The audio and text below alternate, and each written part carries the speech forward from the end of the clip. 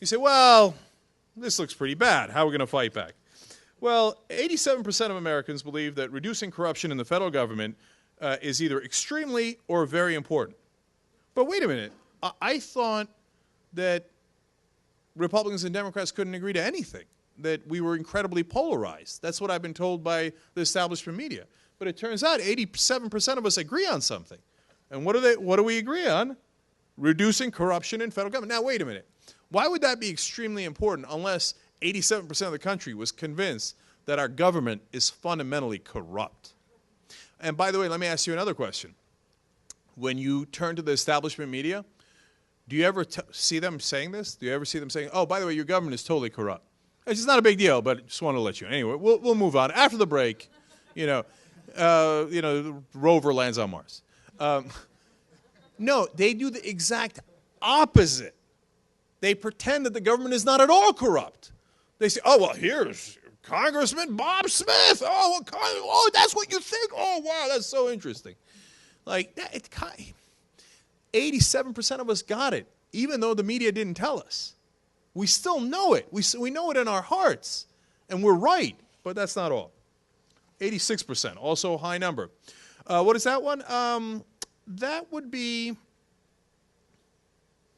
the number of people who think that politicians make decisions based off the interest of big campaign contributors.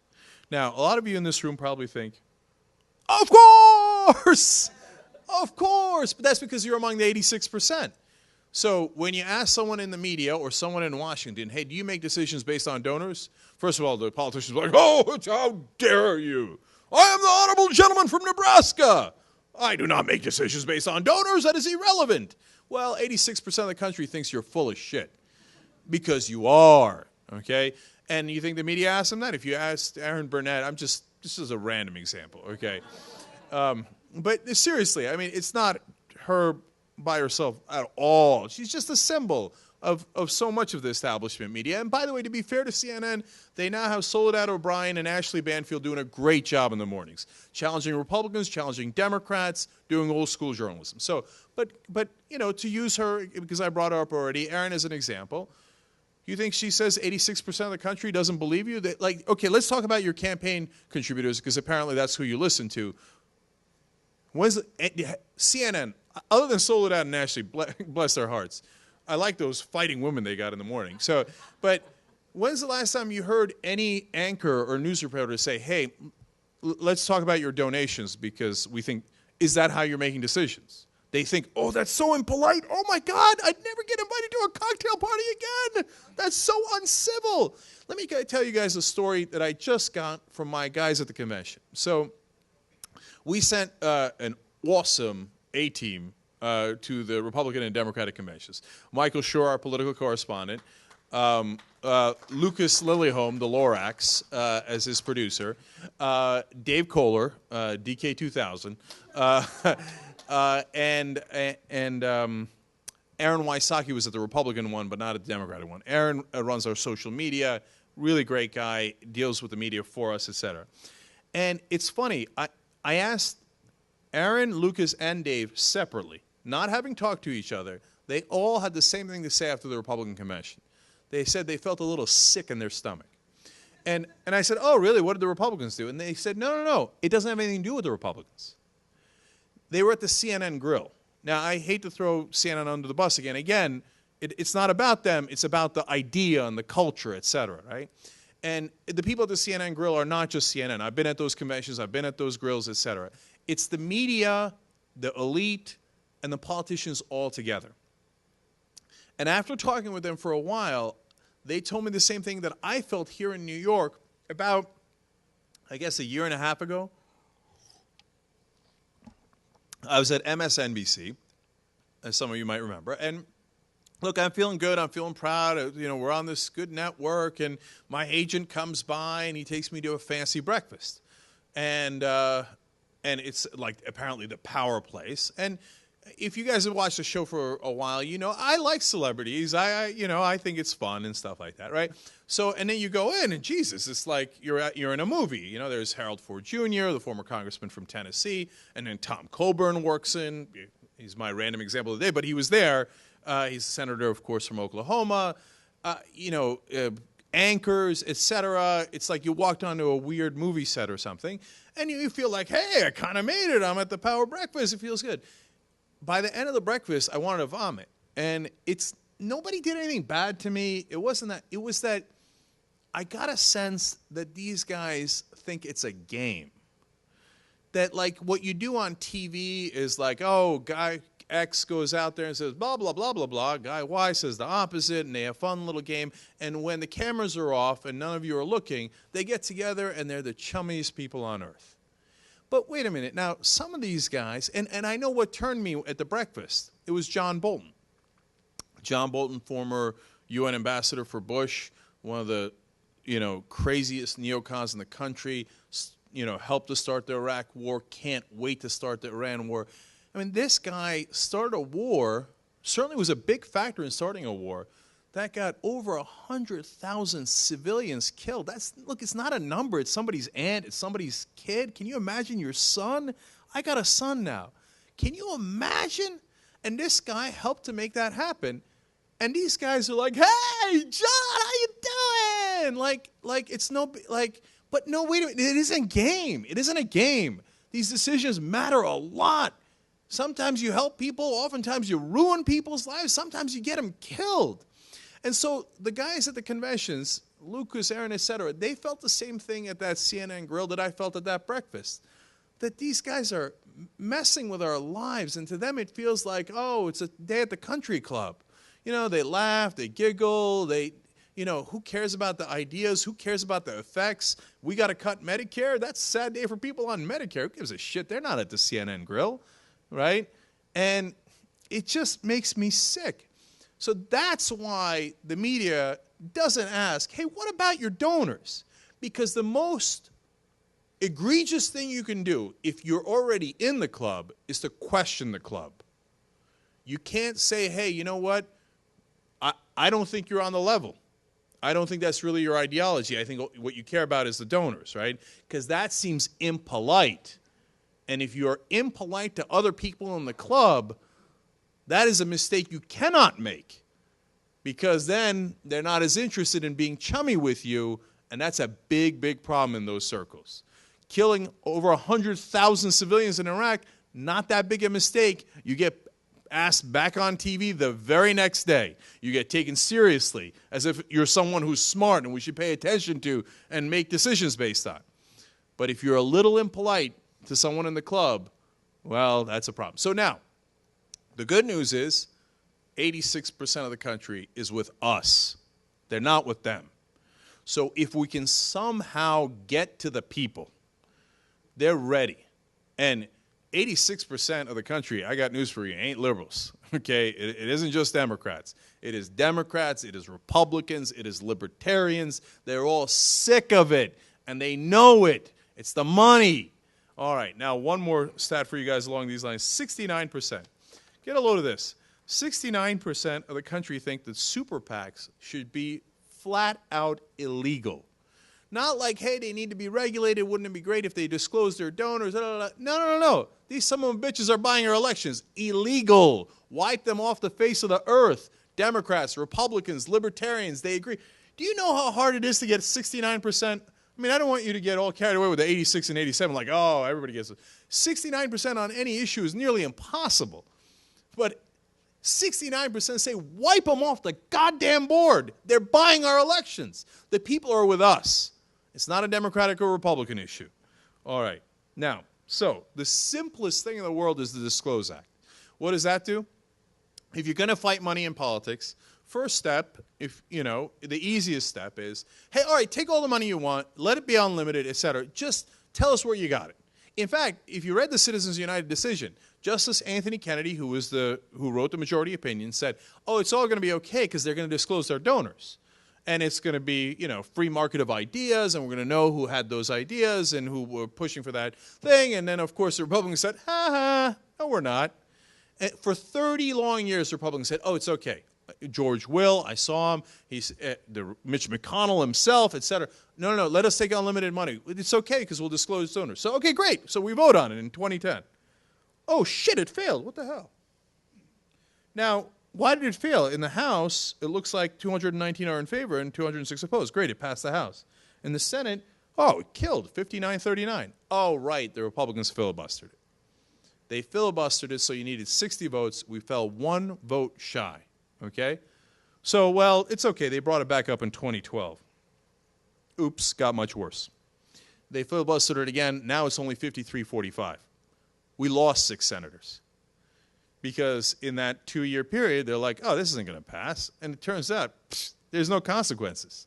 The media never tells people that we're sucking up to these donors. They never know. We get the ads. You know the whole story. So now we lost 6 senators. This is the simplest one.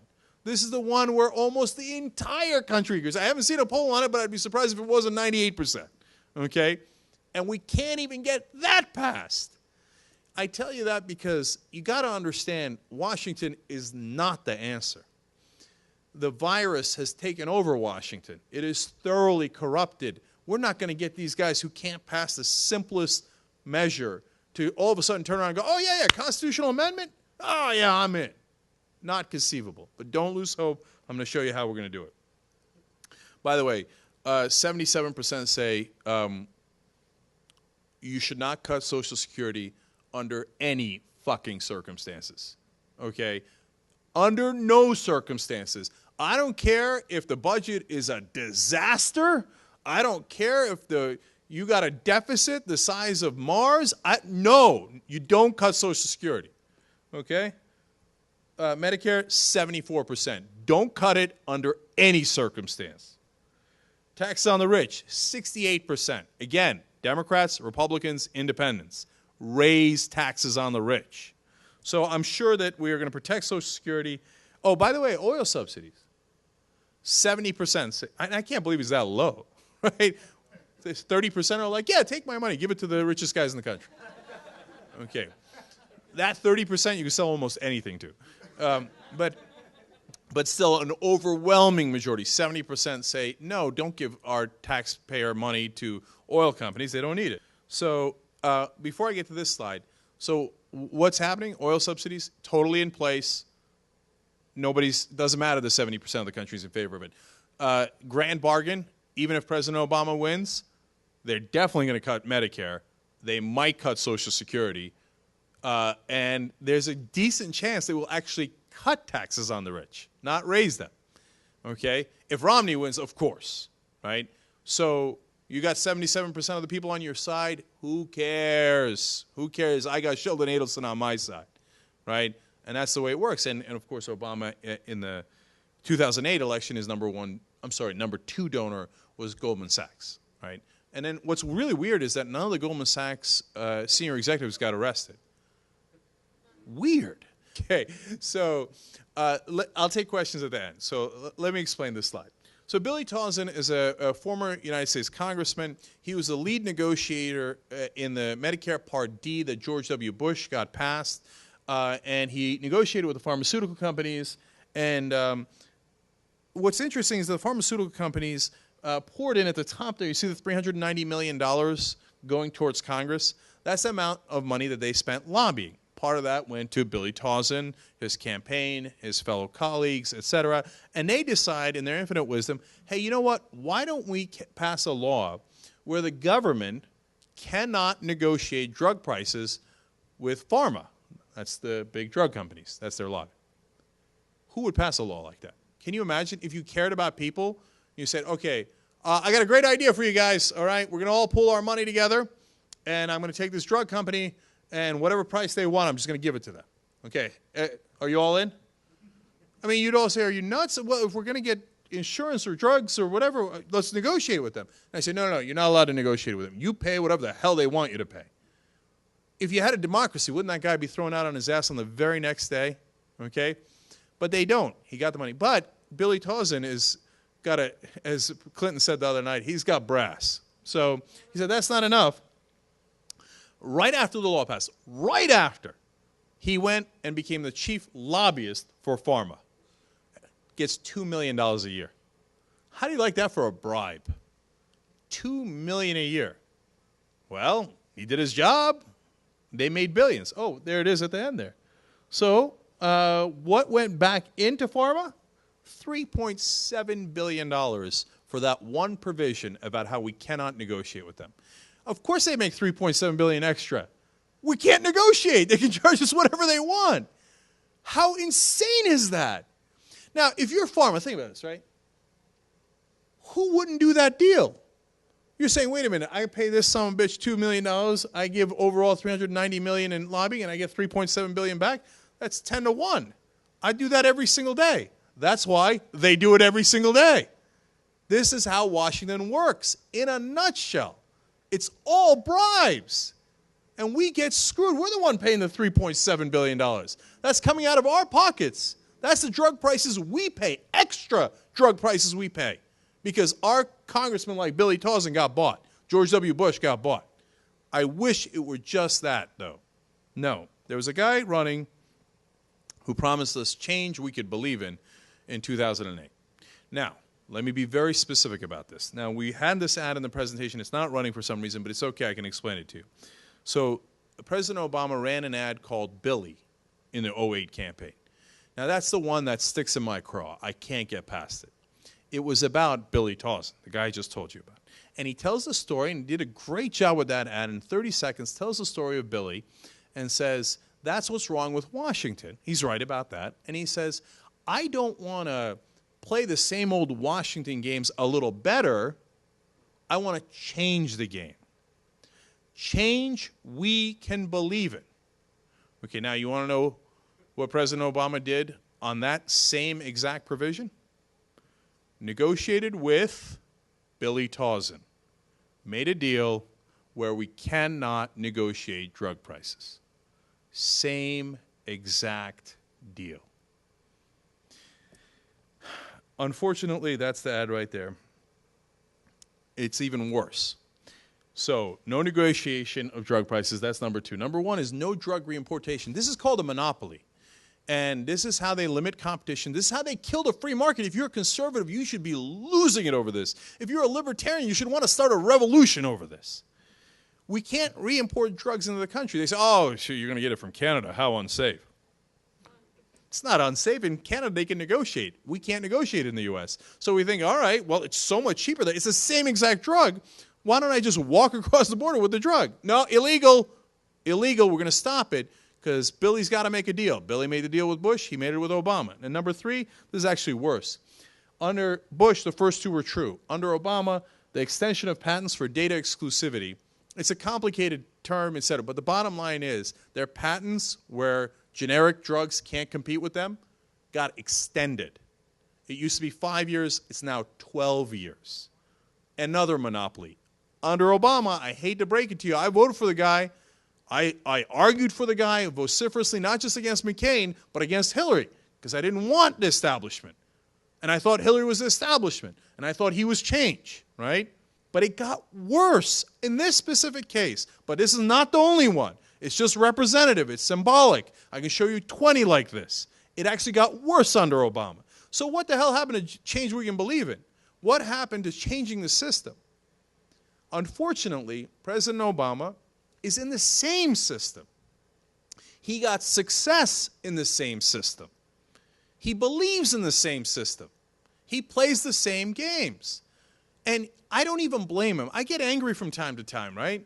And if you've ever watched the show, you know that, right? But it's not about President Obama. It's not about Tauzin. It's not about Bush. It's if you set up a system where you have to have more money. If you don't have more money, you will only win 6% of the time. Well, everybody's got to do this. It is the rational thing to do. It's rational for the pharmaceutical companies to buy our politicians. It is rational for the politicians to get bought. The only way we change that equation is not by hoping that there is going to be some miraculous leader who is going to ignore the laws of logic and reason. It's not going to happen. They're not going to arise out of that system. They will be buried before they get there. For President of the United States, you know what you have to go through to get to that?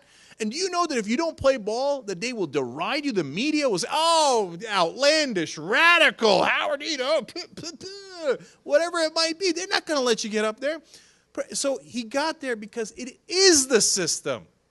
If you don't change the rules, you can hope all you want.